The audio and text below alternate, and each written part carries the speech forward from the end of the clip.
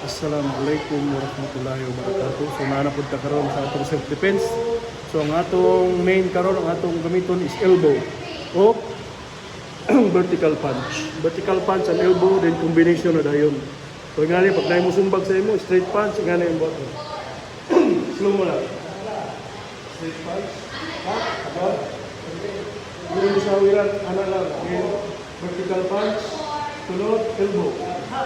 Sunod knee. Punch tayo. Then okay. Totoo. Daghan to siya nga pumbuha, daghan yung combination. So ang sagang ni sumbag. Giling ali. So lahi ni siya nga, lahi ni siya story, lahi ni siya nga sagang.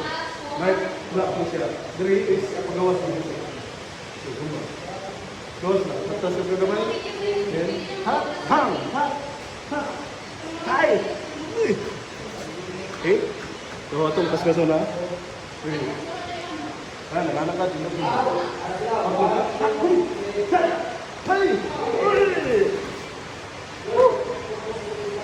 So, ingat ko lang no. Mayong gabi. Assalamualaikum. Ang kalinaw manakarin.